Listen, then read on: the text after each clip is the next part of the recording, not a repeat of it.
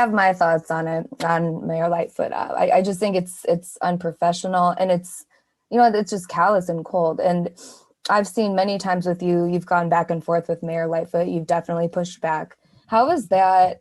Has that impacted or kind of affected anything, any of the work that you're doing for not only your area, but just in general?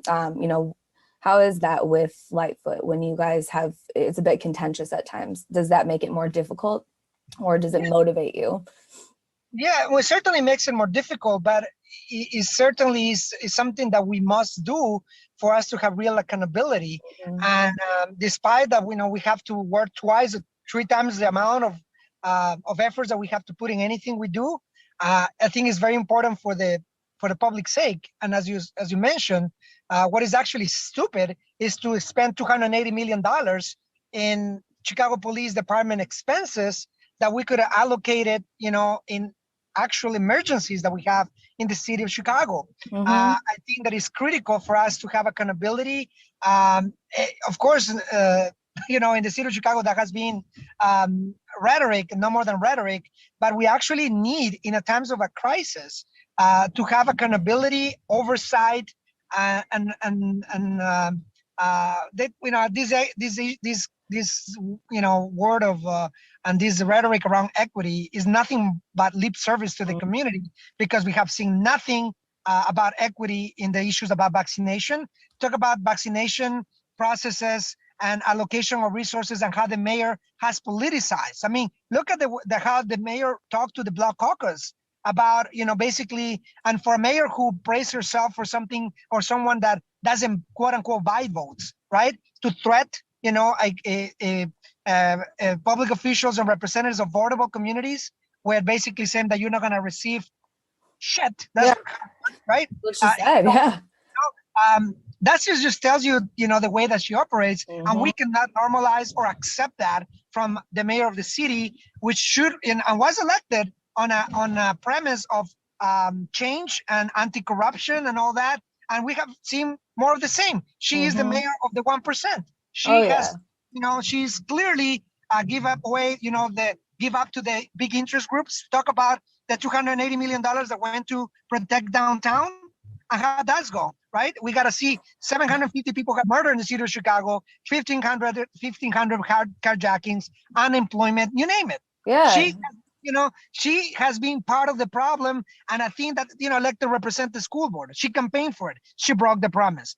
The department, like the promise of bringing back the Department of the Environment. Now we have Congress strike 1,700 strikers that are going on the 17th day because the mayor is turning a blind eye on a terrible issue of environmental racism. So again, time after time, we see clearly who she is and who she represents. And I think for us, it's critical that we organize for real change, because this is hurting people. This is really hurting Black and brown communities disproportionately, from the pandemic to violence, you name it. This is time for us to stand up and demand real accountability. I mean, thank you. I couldn't agree more. And something that, we know in Chicago communities it's a pretty segregated city because of the history of the city and how it was planned. So something that I really like to focus on is kind of connecting more with people with other communities, because in this city where I live in Lakeview. Most of my neighbors don't have really any understanding of what's going on in a lot of Black and brown communities. And I think that a lot of them voted for Mayor Lightfoot, maybe with good intentions, thinking that she would, quote, take care of things. It's not working out. So I'm just curious, how do you think going forward, more Chicagoans, what's the best way to kind of inform people that are living in communities that, let's just be honest here, they're treated differently than other communities? So how do we kind of unite collectively, do you think, to get Mayor Lightfoot out? I think she should be a one-term mayor. So how do you see that going forward? Yeah, so I think that there's a blueprint, right, in kind of what we've seen in terms of communities organizing and building a grassroots, a rainbow coalition, similar to what Harold Washington, did back in the 80s. Mm-hmm. I do think that we need that kind of effort, that kind of rainbow coalition on the ground. There's communities of color that are deeply affected by this crisis. We need to bring people together, the people who are being marginalized, neglected, and oppressed for so long. We need to make sure that we organize with a real platform, a real accountability, and bringing leaders on the ground in each of the 77 neighborhoods that believe that there's a better way. We know that this should not be normalized. We should not be normalizing people dying out of the cold because the city doesn't invest in emergency shelters. We should not be normalizing small businesses struggling because the mayor is prioritizing big businesses and big corporations. Amazon, for instance, receiving a $600 million subsidy in a time where small businesses, in a time where communities are struggling, is a slap in the face. So I think that we need to organize our small businesses. We need to organize leaders in each of the 77 neighborhoods in a way. And I think that fortunately, we know what that looks like. It's not that there's something that has not been done before.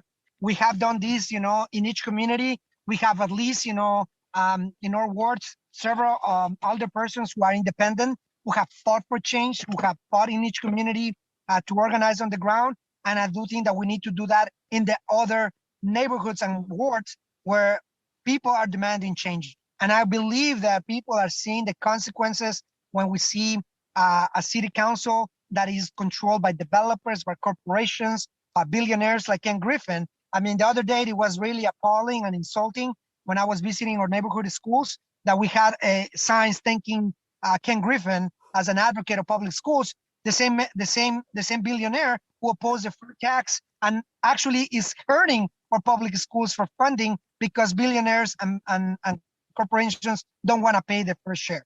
That's what's happening in the city of Chicago. Ken Griffin and her friends with Mayor Lightfoot avoiding taxation, avoiding paying the first share, and getting or even COVID-19 related funding to serve their interests, their purposes, instead of the public good for the Chicago as a whole. We have hard-working Chicagoans. Chicago has one of the hardest working people in the country. People who work day in, day out just to make ends meet. And it's unacceptable to see the conditions of our schools or small businesses or housing, stock, you name it. So I believe that the conditions are there. And I think that we need to come together, not with egos, not with special interests or agendas. We're going to do this with a coalition that we have seen forming in the times of Howard Washington. I was fortunate to have mentors like Kid Duffy. Unfortunately, she passed away a few years ago. So we have been seeing our young generation, young people learning from our elders for what happened with Howard Washington. Right now, we're working with people like commissioners who helped Howard Washington in the time when he was mayor in the public health department. They're coming back, and we need to get our young people like Good Kids Smart City, people who are organizing on the ground, we got to commend and on their courageous effort for fighting the atrocity of how they were treated during the unrest, the police brutality, the harassment, those things that are fresh in our memory. We have to make sure that are condemned, and more than anything else, that we organize young people, intergenerational coalitions, Rainbow Coalition, in the times of Howard Washington, that I think has shown us what's possible.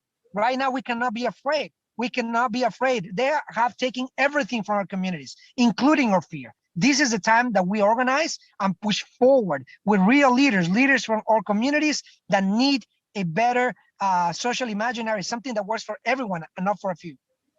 Yeah, I mean, everyone here deserves better. We deserve better on every level, from schools to police, just to basic services. And it shouldn't depend on what little zip code you live in this city. It should be for everyone. It's something that I said, like, I really am focused on, is just trying to bring together more communities, because a lot of the times they're pitted against each other. And I know that's some of it's never going to change, but there, I agree with you. There's a lot of opportunity for change.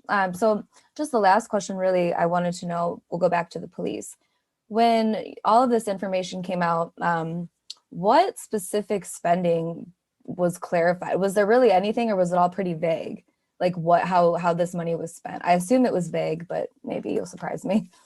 Yeah, no, it was very vague indeed. I think now we're seeing the aftermath, right, of how the money actually was spent. But back in June, we sent a letter to the mayor actually demanding that she does not spend money in police, right? That we need key services like, we need people who cannot pay rent, they cannot pay mortgages, people who are getting sick, who need testing. We provided, and we wanted to have a compromise from the mayor's office early on before she got the emergency power ordinance back in April, then later in June.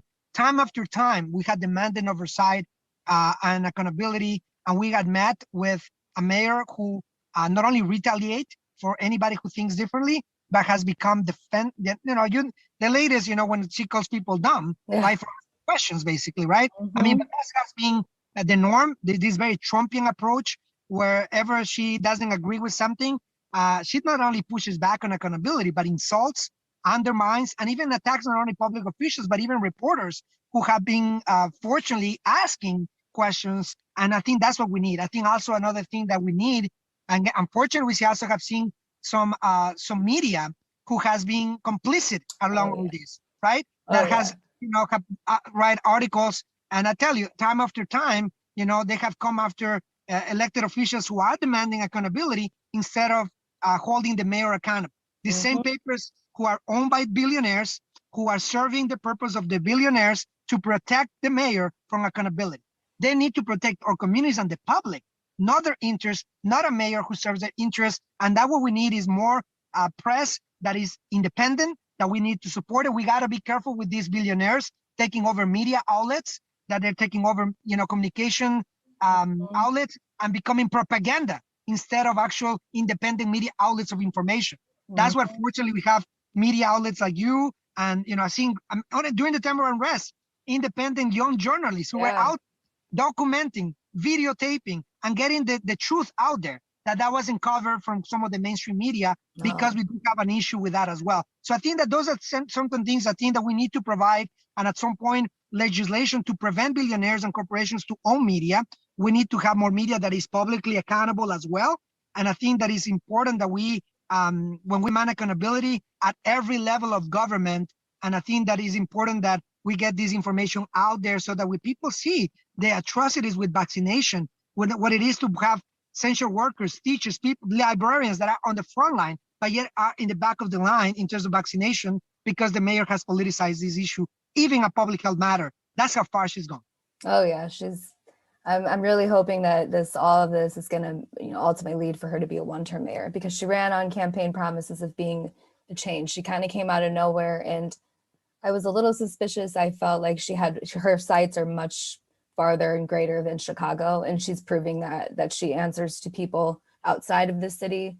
She doesn't work for the people living in this city. So I really appreciate all the work that you're doing. We would love to have you back sometime in the future, and thank you again for taking some time to talk with me today. Certainly. Take care, Aliana. We'll talk soon, I'm sure. Thanks. Bye-bye. Yeah, bye-bye.